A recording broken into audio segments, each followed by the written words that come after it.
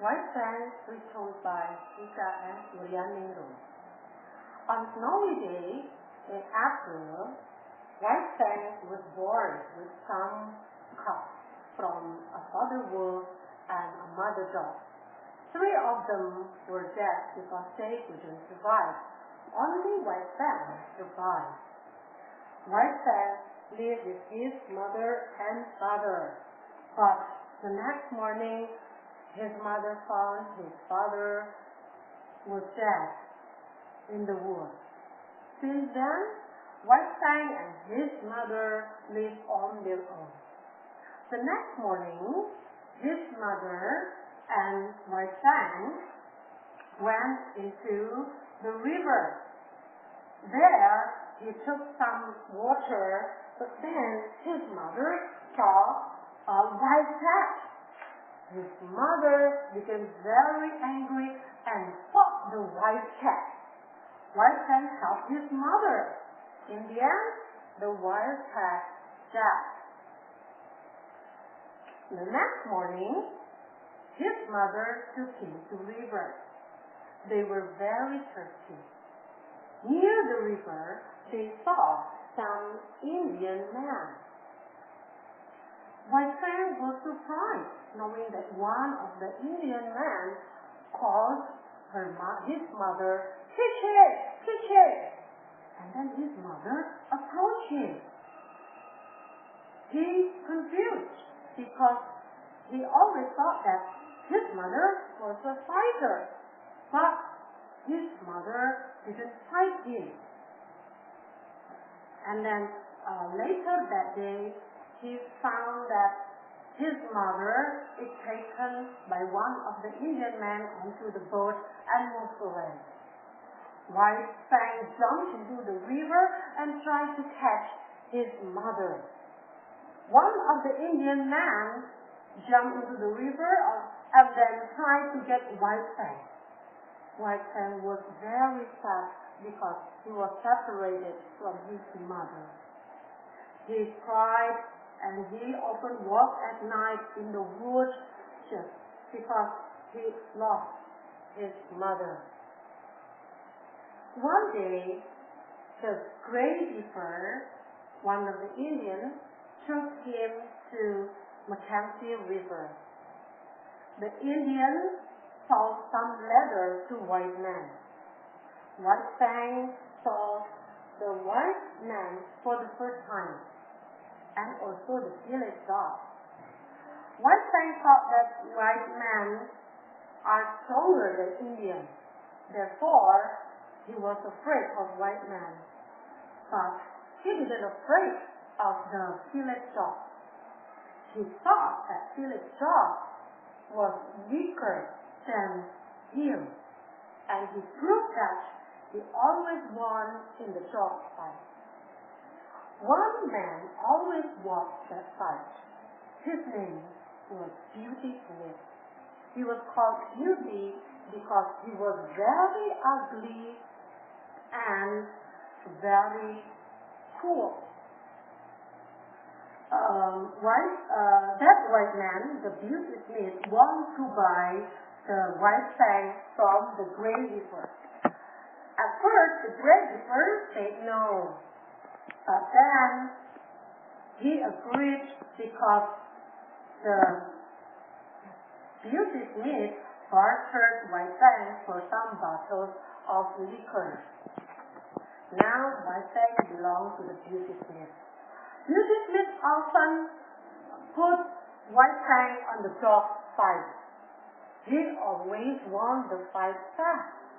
Until one day, the other white man brought a strange dog. The dog was short and very strong. He fought White Sands that hard. White Sands was about to lose because that dog hit on the White Sands' neck. Beauty Smith was very angry. He hit White Sands hard. But then there were two white men tried to save White Sands. He tried to stop the fight. He even put guns into the strange dog mouth so that he can pull White Fang out. And then, in the end, that man forced Beauty Smith to sell White Fang to him. Of course, Beauty Smith didn't want to sell White Fang. But then he had to, because God, the name of that white man, told him that he would hit him if he didn't want to sell White Fang. After that, White Fang belonged to Scott. They always went to certain places with Scott. Until one day, Scott left him. He was sad, and White Fang was sick for the very first time in his life. And then Matt, Scott's friend, informed Scott that White Fang was sick. Scott left and took White Fang with him. White Fang was very happy. But then Scott wanted to go back again to San Francisco. White Fang was very sad. When Scott was about to say goodbye, White Fang jumped onto the boat, but Scott didn't know it. And then Scott realized and took White Fang to the San Francisco and lived with his family.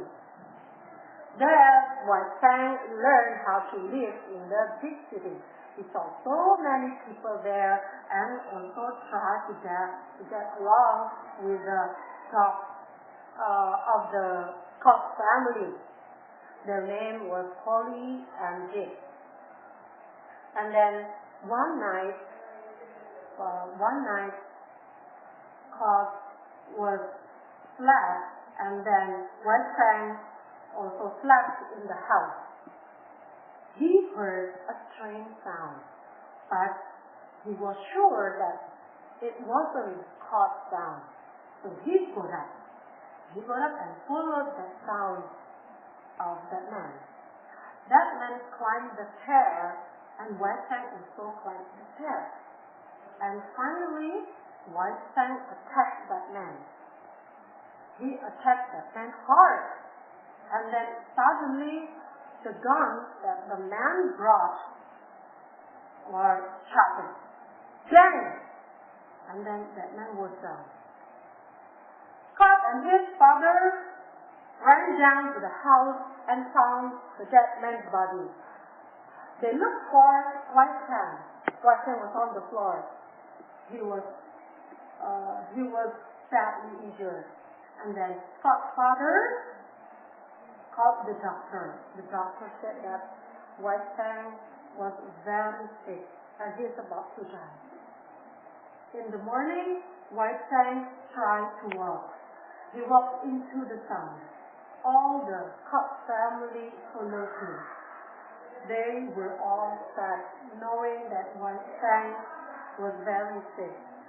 And then White Fang walked. He tried to get up, walk, and then he fell down. When he fell down, White Fang closed his eyes. White Fang was dead. That's the story of White Fang.